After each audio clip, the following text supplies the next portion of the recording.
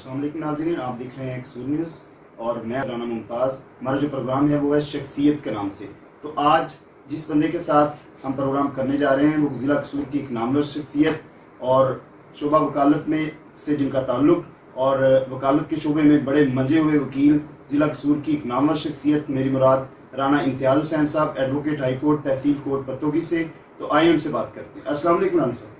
سر کیا حال ہے؟ ٹھیک ٹھاک ہے؟ وعلیکم السلام۔ طبیعت ٹھیک ہے آپ کی؟ جی سر الحمدللہ، آپ کیسے ہیں؟ ٹھیک ٹھاک؟ بہت اللہ تعالیٰ کا سر شکر، الحمدللہ اللہ تعالیٰ کا بہت احسان ہے۔ رانا صاحب بات کرنا چاہیں گے آپ سے کہ ابتدائی طور پہ شروع کرتے ہیں کہ آپ نے تعلیم کہاں سے حاصل کی، ابتدائی تعلیم کہاں سے حاصل کی؟ میری ابتدائی تعلیم جو ہے وہ پتوکی سے حاصل کی، گورنمنٹ کالج پتوکی سے پڑھا، اور اس کے بعد گورنمنٹ ڈگری کالج پتوکی سے میں نے بی اے کیا، اور ایل ایل بی جو ہے وہ لاہور پنجاب یونیورسٹی سے کیا۔ اچھا رانا صاحب، آپ نے وکالت کا جو شعبہ تھا اسی کو کیوں چنا؟ اس میں کوئی خاص ریزن، کوئی سولid ریزن کیا تھا؟ انسان اگر اپنے آپ کو محسوس کرے تو پیدائشی لیڈر ہوتا ہے، اور یہ ہمارا شعبہ ایسا ہے کہ جو اس کو پروموٹ کر سکتا ہے۔ اس میں آپ جنرلی اپنے آپ کو لیڈر ثابت کر سکتے ہیں۔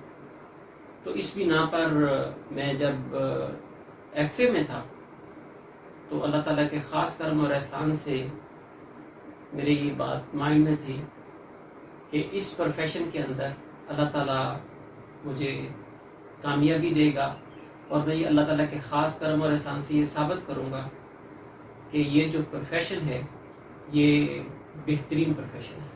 اور بات کریں گے ایک وکیل کے طور پہ، بطور وکیل آپ کا کلائنٹ کے ساتھ کیسا رویہ ہوتا ہے؟ میں یہ محسوس کرتا ہوں کہ اگر سچ بولنا شروع کر دے وکیل، اس کو اس کے کیس کے نقائص کے متعلق بتانا شروع کر دے، اور اپنے مائنڈ کے اندر یہ بات رکھے کہ اس کلائنٹ کو نہیں بلکہ میں اللہ کی ذات کو جواب دہ ہوں، اور جب اس کا وہ کیس کرے تو یہی بات اپنے مائنڈ کے اندر رکھے کہ میں اللہ کی ذات کو جواب دے۔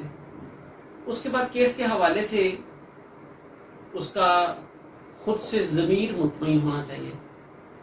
آپ جب کلائنٹ کو پہلی ترجیح رکھتے ہیں تو آپ اس سے سچ نہیں بول پاتے۔ اگر کسی کا کیس نہیں مانتا تو آپ اس کو سٹریٹ ویز بتائیں کہ آپ کا کیس نہیں بنتا۔ تو ایک دفعہ تو اس کے دل پر یہ بات بڑی گراں گزرے گی، لیکن بعد میں جب اس کو کیس کا رزلٹ کا پتہ چلے گا تو آپ کے لیے بہت ساری دعائیں دے گا۔ اچھا پوائنٹ آپ نے دیا، اور یہ ینگ لائر کے لیے بھی ایک میسج ہے، اور جو وکلا ہے ان کے لیے بھی ایک میسج ہے کہ کلائنٹ کے ساتھ آپ کا رویہ جو ہے کیسا ہونا چاہیے۔ اچھا ایک اور بات جو بڑی امپورٹنٹ ہے، اور آپ کے چیمبر میں سے جو لوگ نکل رہے ہیں اور آپ کے جو شاگرد ہیں وہ مختلف کیسز میں آپ کو ٹف ٹائم دیتے ہیں کورٹ کے اندر، اس کے بارے میں کیا کہیں گے آپ؟ یہ اس سے زیادہ بڑی خوشی کی بات اور کیا ہو سکتی ہے کہ اگر میرے دفتر سے نکلنے والا کوئی میرا چھوٹا بھائی جو ہے وہ مجھے ٹف ٹائم دے۔ میں سب جو میرے دفتر میں جوائن کرتے ہیں تو ان کو میں ایک بات کہتا ہوتا ہوں، وہ یہ کہتا ہوتا ہوں کہ ذہانت کی کمی کو آپ محنت سے پورا کر سکتے ہیں، محنت کی کمی کو آپ ذہانت سے پورا نہیں کر سکتے۔ تو کم از کم جو میرے چیمبر سے نکلنے والے میرے چھوٹے بھائی ہیں وہ محنتی بہت ہوتے ہیں، تو جب وہ محنت کرتے ہیں تو یقینی طور پر اس کو ان کو ثمر ملتا ہے۔ اور یہ تو نارمل زندگی کے لیے بھی بڑا اچھا پوائنٹ ہے کہ جو محنت کی کمی ہے وہ انسان کو پیچھے چھوڑ دیتی ہے۔ ذہانت کی کمی اگر ہے اور محنت کی کمی آپ میں نہیں ہے، محنت آپ زیادہ کرتے ہیں تو یقینی طور پہ کامیابی حاصل کرتے ہیں۔ اور آپ کے شاگردوں کے اندر یہ چیزیں دیکھی گئی ہیں کہ کورس کے اندر جب شاگرد اور استاد دونوں اکٹھے کھڑے ہوتے ہیں تو وہ بڑا بہترین جو ایک کنٹیسٹ نظر آتا ہے، تو پتہ یہ چلتا ہے کہ ان شاگردوں کو اسی استاد نے اتنے شاندار طریقے سے پالش کیا کہ وہ استاد کو بھی ٹف ٹائم دے رہے ہیں۔ ایک چیز دیکھنے کو ملی کہ عموماً پاکستان کے اندر فوجداری قانون میں لوگ زیادہ پریکٹس کرتے ہیں دیوانی کی بجائے، اس کی کیا ریزن؟ فوجداری قانون کے اندر آپ کو بظاہراً ایسے لگتا ہے جیسے کم محنت کرنی پڑتی ہے، اور دوسرا یہ ہے کہ اس کا رزلٹ فوری ہوتا ہے، اور یقینی طور پر جو کلائنٹ ہے وہ فوجداری مقدمات میں کوفت کا شکار ہوتا ہے، وہ جو باقی فی کے معاملات ہیں وہ بھی اس میں فوری طور پر کرنے کی کوشش کرتا ہے۔ اسی جو آپ نے سوال کیا، میں آپ کے اس چینل کے ذریعے میں میسج دینا چاہتا ہوں کہ یہ جو ہمارا فوجداری نظام ہے مقدمات کی نسبت، یہ انتہائی ناقص نظام ہے، اور میں خوف زدہ ہوں اس پروفیشن میں 23 سال گزارنے کے بعد کہ اگر یہی نظام اسی طرح چلتا رہا تو آئندہ آنے والے وقت میں اس میں شدید آپ کو اندھیرا نظر آئے گا۔ وجہ کیا ہے؟ وجہ یہ ہے کہ section 4L criminal procedure code کے تابع ایویڈنس کو کلیکٹ کرنا انویسٹیگیشن افیسر کا کام ہوتا ہے۔ جس انویسٹیگیشن افیسر نے ایویڈنس کو کلیکٹ کرنا ہے، میں نے فرض کریں کہ آج کے دن تک 300 قتل کے مقدمات میں 300 آئیو صاحبان پہ جرا کی، میں پوری ذمہ داری کے ساتھ کہتا ہوں کہ 280 کو اس میں سے پوسٹ مارٹم رپورٹ جو اہم ترین ایویڈنس کا حصہ ہوتا ہے ان کو پڑھنی نہیں آتی۔ تو جس انویسٹیگیشن افیسر کو وہ پوسٹ مارٹم رپورٹ پڑھنی نہیں آئے گی، وہ ایویڈنس کو کیسے ایویلیویٹ کر سکتا ہے؟ وہ کیس کے بارے میں بہتر ایویڈنس کلیکٹ کیسے کر سکتا ہے؟ وہ 161 CRPC کے تابع کرمنل پروسیجر کوڈ کے تابع وہ بیان بہتر کیسے لکھ سکتا ہے؟ تو جب تک اس کی اپنی سکل اتنی ڈیفیشنٹ ہوگی تو یہ جو فوجداری جو قانون اس وقت تک پاکستان میں رائج ہے، اس میں جب تک آپ تفتیشی کے کردار کو اور جو اس انویسٹیگیشن کے برانچ سے متعلقہ لوگ ہیں ان کی پراپر سکولنگ نہیں کریں گے، اس میں PCS کے ذریعے جو ہمارے پروفیشن لا کی کمیونٹی کے لوگ نہیں آئیں گے، تو آئندہ آنے والے وقت میں بڑا خوف زدہ ہوں کہ اس میں جو ہے وہ جرائم کی شرح جو ہے وہ بہت زیادہ بڑھ جائے گی، کیونکہ جو بندہ کام کرنے والا ہے اس کو اپنے کام کا نہیں پتا اور وہ اسی کام کو مسلسل کر رہا ہے اور کرتا ہی جا رہا ہے اور کوئی اس کو پوچھنے والا نہیں۔ بڑی تکلیف سے بات یہ ہے کہ جو بری طریقے سے ایویڈنس کلیکٹ کرتے ہیں، میں نے 23 سال میں کسی تفتیشی افسر کو سزا ہوتے نہیں دیکھی کہ اس کی بنا پر کیس کی فیٹ تبدیل ہو رہی ہے اور اس نے جتنا بڑا جرم کیا اس کی تلافی کدھر سے ہوگی؟ یہ بہت بڑا خامی ہے، بہت بڑا نقص ہے۔ ناظرین، آپ جو ہے محظوظ ہو رہے ہوں گے یقینی طور پہ اتنی خوبصورت گفتگو اور قانونی نقطہ نظر سے اتنے اہم پوائنٹ جو ہیں وہ ڈسکس ہو رہے ہیں۔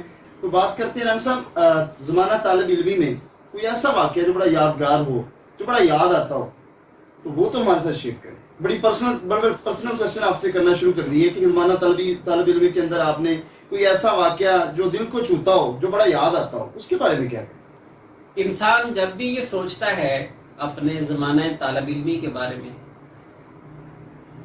تو خوشگوار یادیں اس کے دل کو چھو جاتی ہیں۔ مجھے جب میں ہاسٹل نمبر 7 میں رہتا تھا پنجاب یونیورسٹی کی، تو 2 شخصیات جو ہیں وہ بڑے میرے قریب تھی۔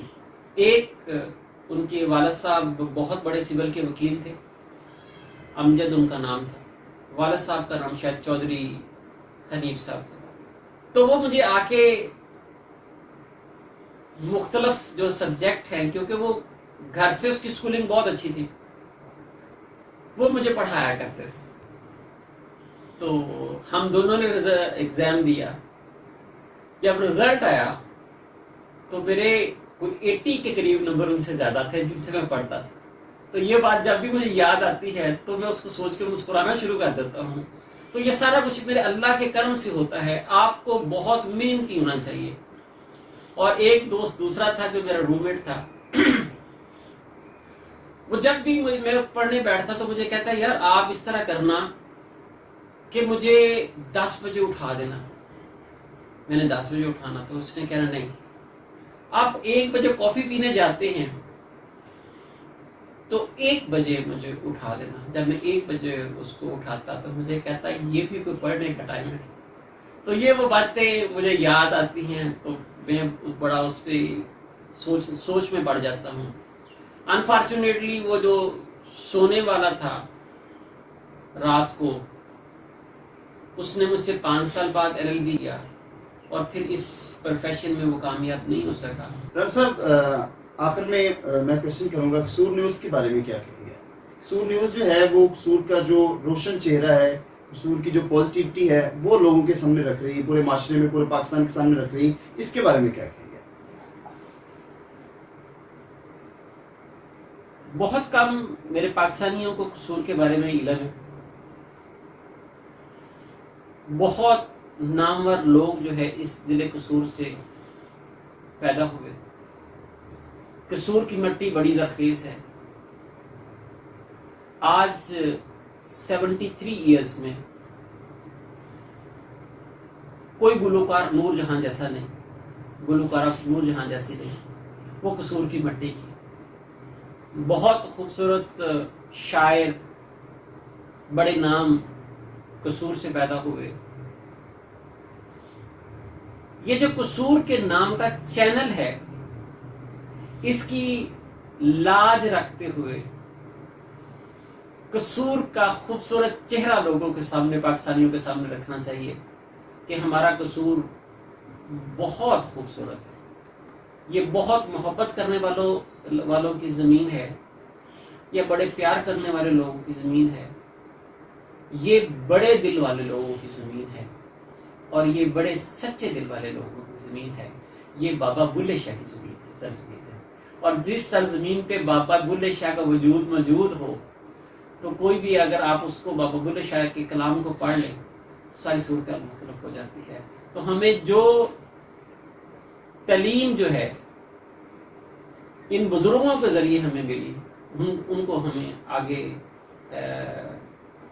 بڑھانا چاہیے. اور یہاں میں ایک اور بات آپ کے سامنے رکھ دوں کہ یہ جو بڑے لوگ ہیں, یہ اسکولوں کے پڑھے یا کالجز کے پڑھے ہوئے نہیں تھے. آپ شیکسپیئر پہ انگلش میں پی ایچ ڈی کرنی ہو تو شیکسپیئر کو پڑھے بغیر نہیں ہوتی, وہ تو 7ویں کلاس میں بھاگ گیا تھا. آپ بلے شاہ کو پڑھیں گے تو کبھی اسکول نہیں گیا تھا. تو اسکول جانا ضروری نہیں, سچ کو جاننا ضروری ہے, سچ کو قریب سے محسوس کرنا ضروری ہے. اور دوسری بات یہ ہے کہ گہری کنسنٹریشن کے ساتھ, لگن کے ساتھ آپ کوئی بھی کام کریں گے تو آپ کا رزلٹ بڑا خوبصورت ہوگا.